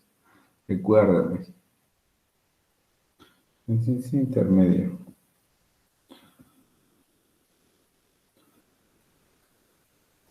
Las paredes del conducto inguinal. Cara anterior, posterior, superior, inferior.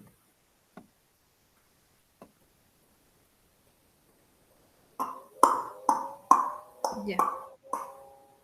En la pared anterior tenemos al Oblicuo. sí, músculo oblicuo menor. Ya. Tenemos la aponeurosis del oblicuo mayor. ¿Cómo? La aponeurosis del oblicuo mayor. Anterior, pues, por eso. Ya. Ya. En la Ya. pared posterior Ya. tenemos al músculo transverso del abdomen Ya. y a la fascia transversal. Fascias transversales. Bien, no transverso. ¿Ya? Fascias transversales. Ya.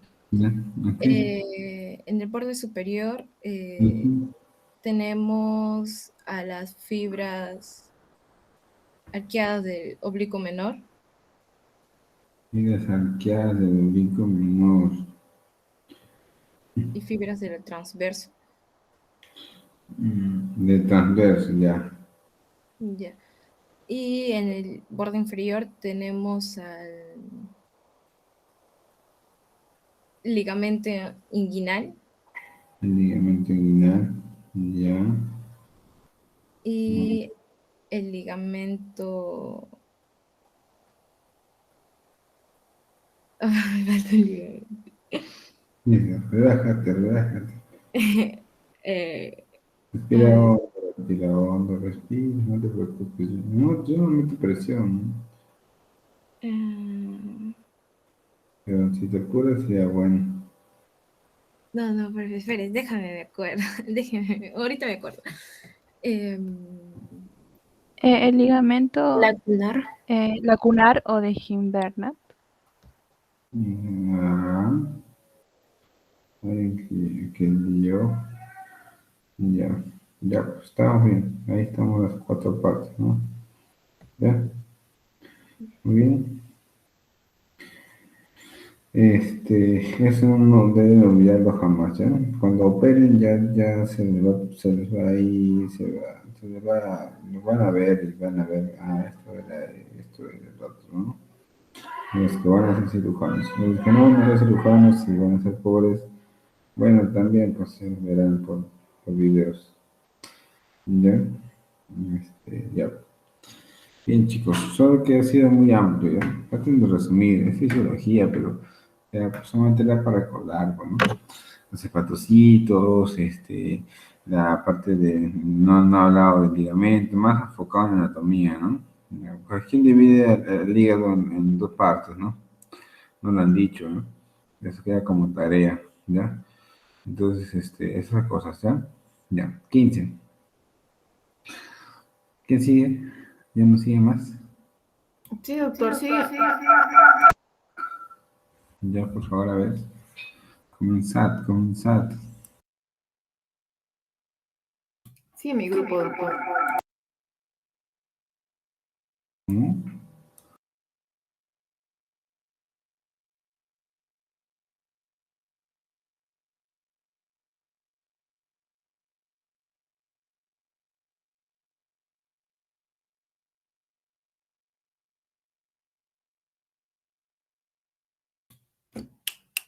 Sí, sí, en mi grupo. Ya, sí, tu grupo, ya, ¿quién nos ponga, pues? Sí.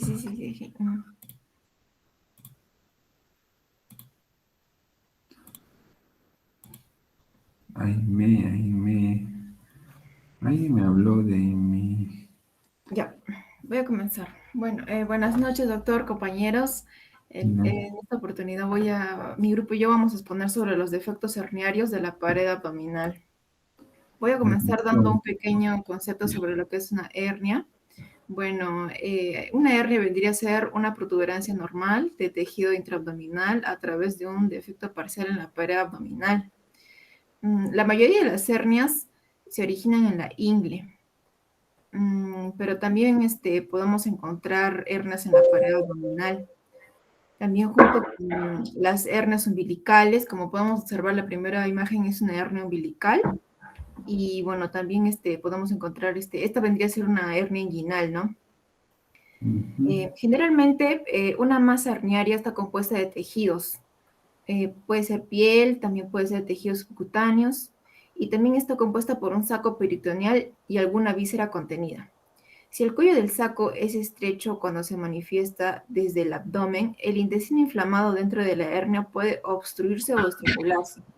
Si esta no se repara en los momentos iniciales, el defecto puede crecer y el trabajo operatorio puede volverse más complicado.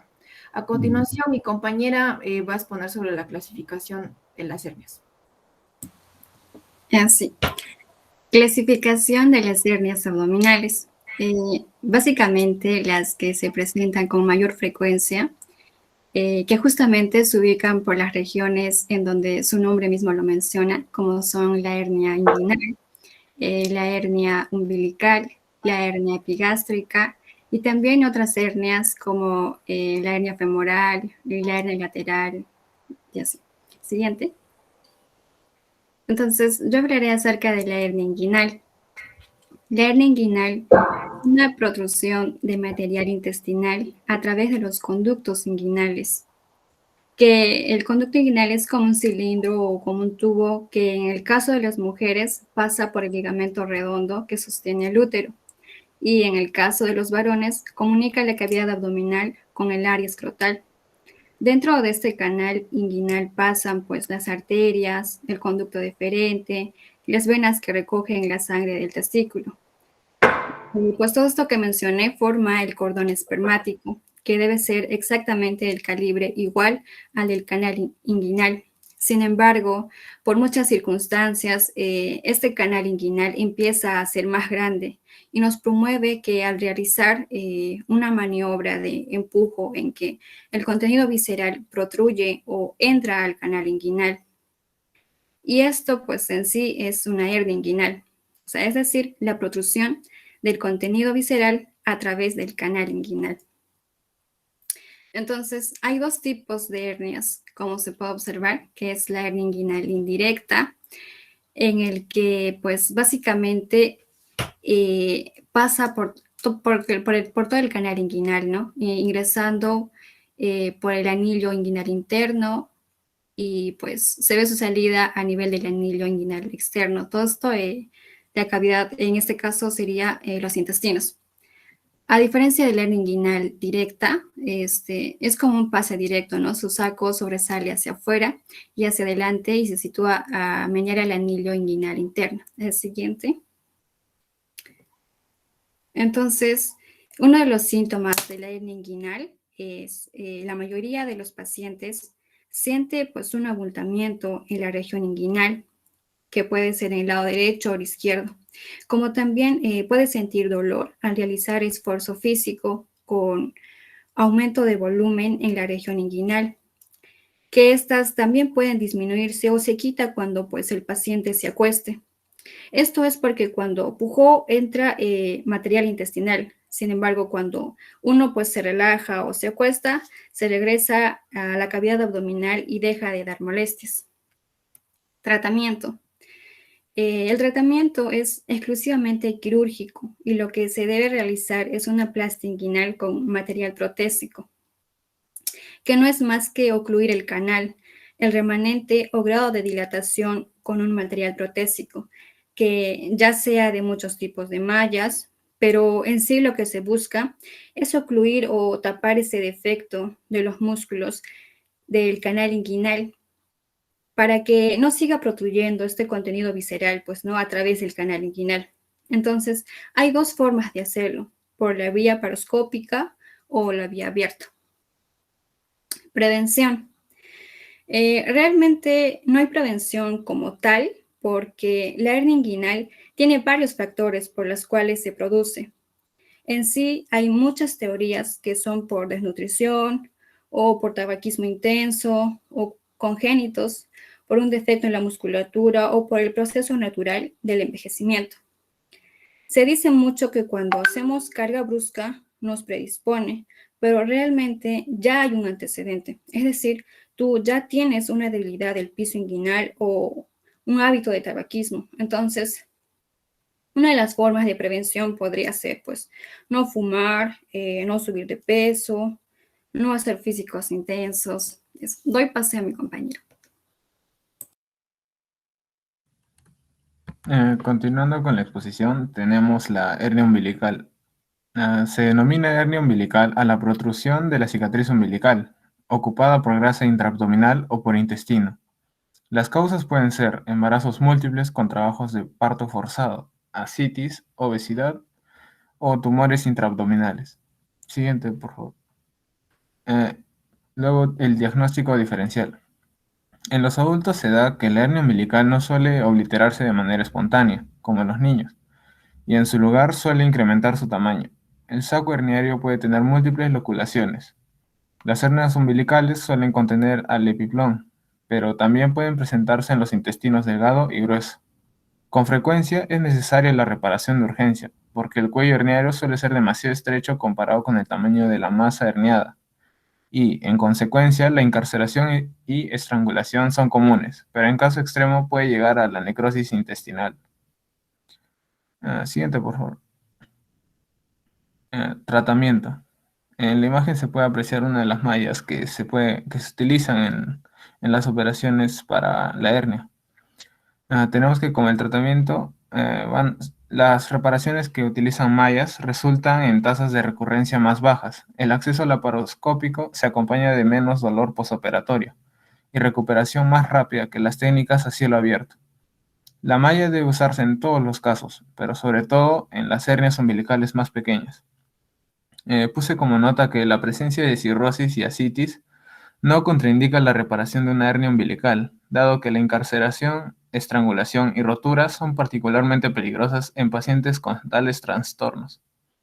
Algo que se podría recomendar es la corrección preoperatoria y el desequilibrio líquido y de electrolitos, así como el apoyo nutricional mejoran los resultados de estos pacientes.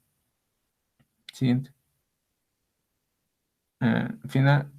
Luego, como pronóstico, los factores que conducen a una tasa de complicaciones y recurrencias después de la reparación quirúrgica incluyen el gran tamaño de la hernia, la edad avanzada o la debilidad del paciente, la obesidad y la presencia de enfermedades intraabdominales relacionadas. En los individuos sanos, la reparación quirúrgica del defecto umbilical produce buenos resultados, con una tasa baja de recurrencia. Siguiente. Y luego tenemos en bebés. En bebés existe la presencia de dolor y vómitos y un cambio de coloración en la zona de la hernia, como se puede ver en la imagen. Su diagnóstico puede ser que son frecuentes en los recién nacidos, porque la pared anterior del abdomen es bastante débil a nivel del ombligo, sobre todo en los de bajo peso al nacer. Un tratamiento que vi que se le puede dar es realizar una hernioplastia laparoscópica, la cual consiste en tratar la hernia desde el orificio umbilical, utilizando una cicatriz existente como lo es el ombligo. También es menos invasiva, evitando incisiones y cicatrices nuevas y disminuyendo el dolor postoperatorio. Le doy el pase a mi compañero.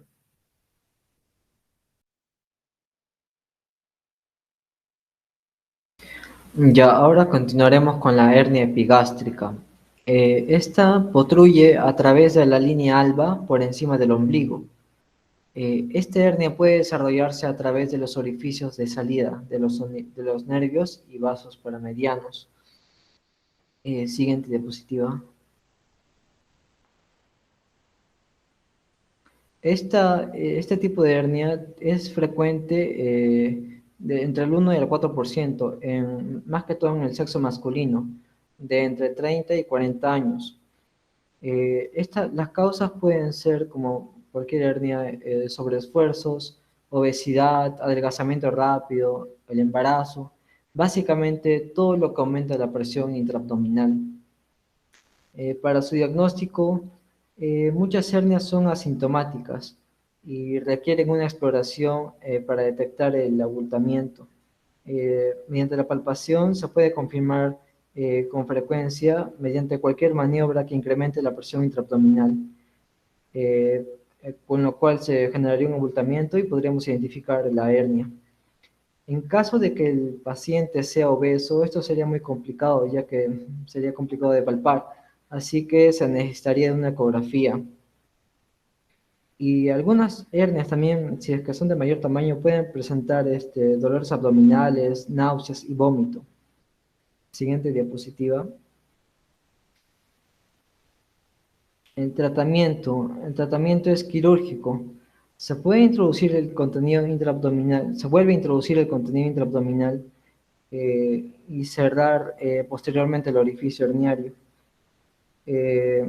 Muy rara vez es necesario utilizar prótesis en una hernia epigástrica. Gracias. Continúo.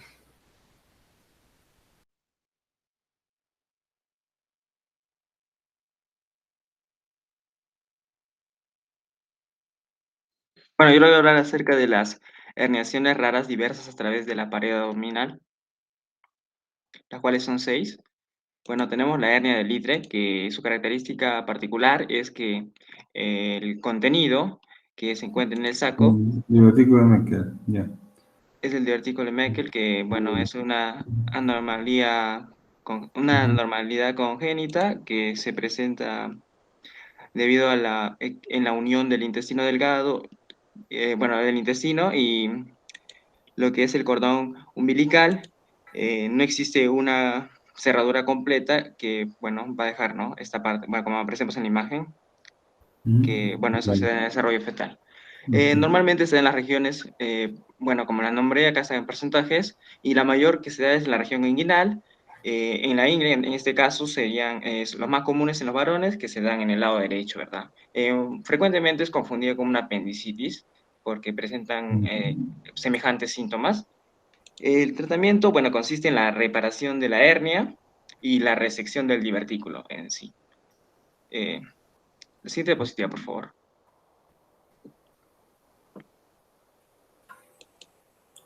Luego tenemos la hernia de Spiegel, que bueno, su localización se da entre el cruce de la línea semilunar y el borde del recto anterior. La línea semilunar se encuentra al costado del músculo del recto, lateralmente. Esta hernia de Spiegel se produce debido a que existe una debilidad en la ponerosis del músculo transverso. Su protrucción es el intestino delgado, generalmente. El síntoma se presenta, bueno, con un dolor, los pacientes pueden dar a conocer un dolor con incremento en la presión cuando existe una presión intraabdominal. ¿Qué quiere decir esto? Que puede ser al momento de moverse o al momento hasta inclusive de tocarlo, ¿no? Palparlo, presenta un dolor. Su incidencia es muy alta, bueno, la incidencia muy alta de encarceración. ¿Qué quiere decir esto? De una obstrucción intestinal, pero sin isquemia, y deben ser reparadas. Siguiente diapositiva, por favor. Luego tenemos las hernias de Richter. Su característica es que van a presentar una parte bueno, de la pared del intestino, que también sería como un pellizco del intestino, lo cual bueno, bueno, es peligroso en sí, porque a pesar de que hay un flujo, bueno, se podría decir un flujo, bueno, un flujo pequeño que le permite hacer de los alimentos, de las sustancias, va a traer complicaciones si existe un estrangulamiento, ya que puede producir distensión, una inflamación, ¿verdad? Siguiente diapositiva, por favor. Bueno, tenemos la hernia obturatriz, que es más frecuente en las mujeres mayores y es difícil de diagnosticar. En estos casos, cuando son las hernias pélvicas o lo que son, claro, las hernias pélvicas, es necesario una tomografía computarizada. Son las más letales de todas las abdominales. La obstrucción es producto del intestino delgado. Estas se van a protruir por el agujero obturador. Ahí vemos en la imagen, bueno, cómo sale, ¿no? El intestino delgado. Siguiente positivo. La hernia ciática es la más rara de las hernias abdominales, que bueno, el elemento intraabdominal protruye a través del agujero, puede ser ciático mayor o menor, produce una incarceración o estrangulación del intestino. Siguiente diapositiva, por favor. Finalmente tenemos la hernia traumática, que es una consecuencia directa de una lesión, bueno, abdominal roma directa. ¿Qué quiere decir esto?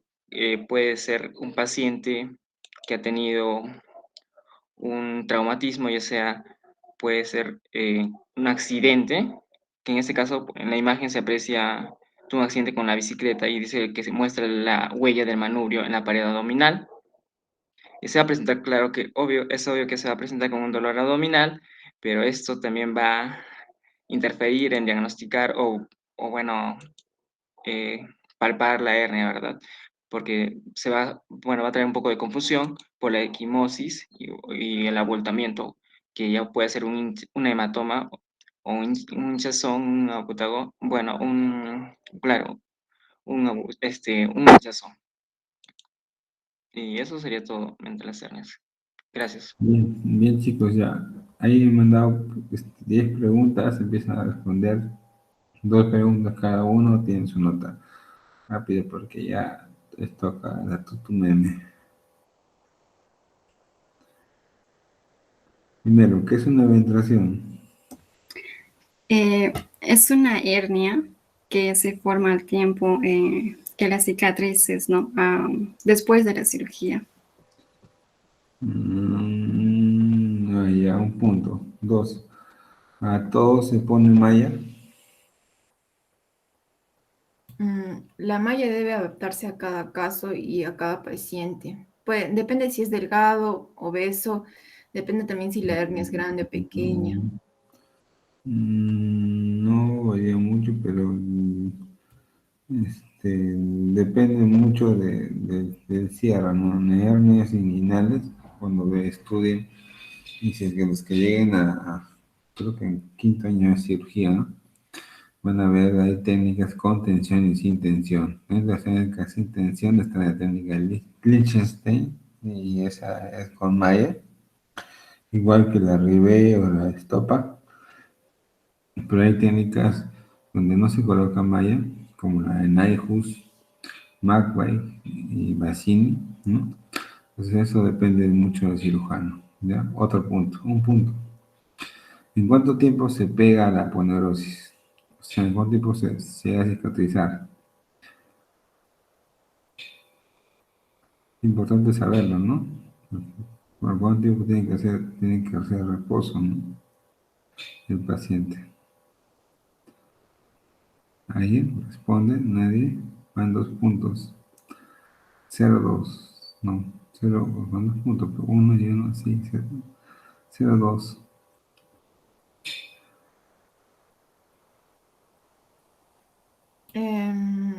Eso dependería, doctor, del tipo de hernia. No, aponeurosis, cierras la pared abdominal, una hernia inguinal, ¿en cuánto tiempo se sutura? Igual que la piel, ¿no? ¿En cuánto tiempo se cura? En 1 año, ¿no? La aponeurosis, ¿en cuánto tiempo se pega? Mucho antes, ¿no? Pero ¿en cuánto tiempo, no?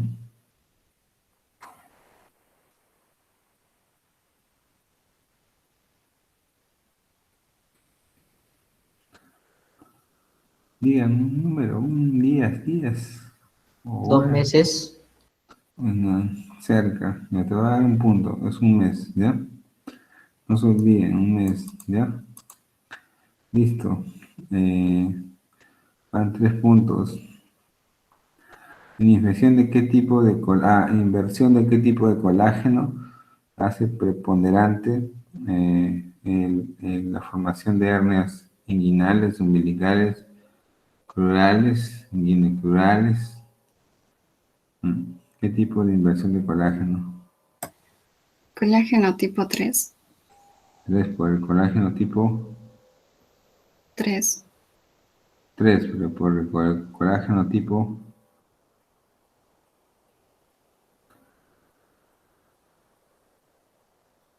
es una inversión de colágeno tipo TAM por el 3.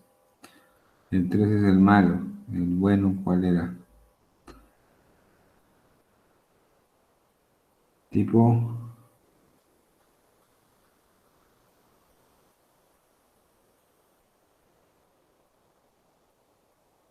tipo 1, ¿ya? Inversión de colágeno tipo 1 por tipo 3, ¿ya? Bueno, ya va el intento, ahora debo poner 2 puntos, van 5. Quinta pregunta, ¿qué fase se encuentra en la hernia umbilical? La hernia umbilical se forma, no lo explicó, pero se forma básicamente por un defecto en una fascia. ¿Cómo se llama esa fascia? ¿Quién puso hernia umbilical? Aunque todos deberían saber, ¿no? Transversal. Sí, tiene un nombre, pues, ¿no? El transversal no se pendejo. Pues.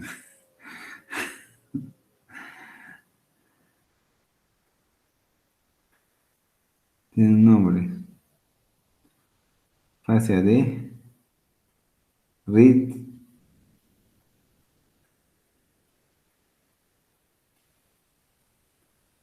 Fascia de Reed. 5, 4. Reed. Tiene el mismo nombre de una hernia. Fascia de Reed. Richard. Richard, muy bien, ya. A las justas de panzazo, ya, 2 puntos. Ya van 7. ¿Ya? ¿Cuándo se coloca malla en una hernia umbilical? ¿Cuándo tú colocas malla en una hernia umbilical? Cuando el anillo umbilical es mayor de ¿cuántos centímetros?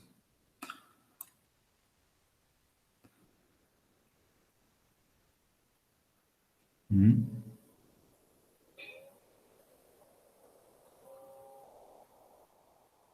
Bien, me respondes a media y te pongo 2 puntos, porque esto ya es más profundo. ¿Bien?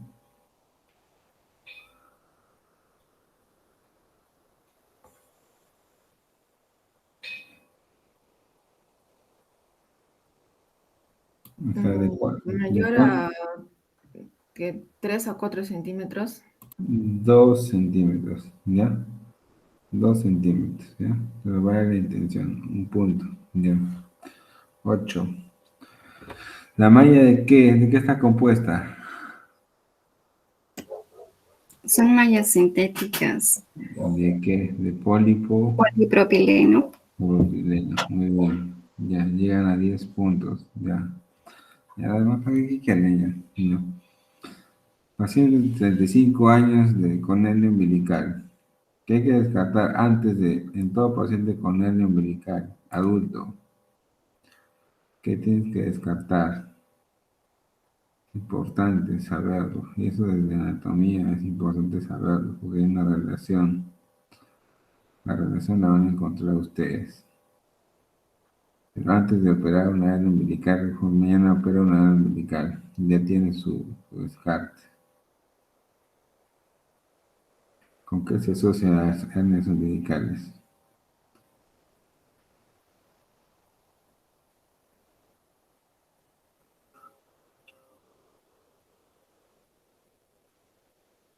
¿Mm?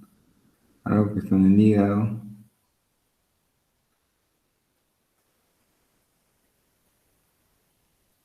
Que se detecta por ecografía. ¿Ya? ¿Más pistas?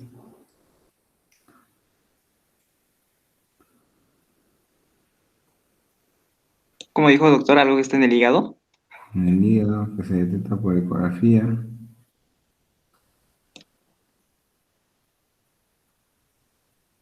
Las hernias umbilicales se asocian 60% a cal, Cálculos biliares. cálculos en la vesícula. Muy bien. 60% de hernias umbilicales tienen cálculos en la vesícula. Ya. Tienen 12. Bien. Bueno. Una hernia epigástrica de una diastasis de recto. ¿Quién expuso hernia epigástrica? Yo, doctor. Ya. Eh, ¿Qué es una diastasis de recto? Solamente respóndeme eso, no te preocupes. eh, Creo que también sale una protuberancia, igual que en una hernia, pero en este caso creo que se trata de una separación de los músculos rectos del abdomen. Ya, muy bien. Te voy a poner 4 puntos a tu grupo si es que respondes cuántos de separación tiene que haber para que sea quirúrgica. Tienes opción 1 centímetro, 2 centímetros, 3 centímetros, no sé, bueno, del 1 hasta el 5 en centímetros. Puede ser en medios, 1,5, 2,5, 3,5, 4,5. ¿Cuándo es quirúrgica? Lánzate, sálvalos.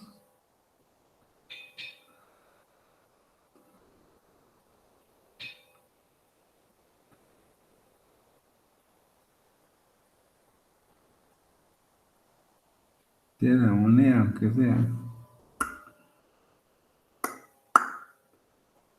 Me cayó, cara, sello.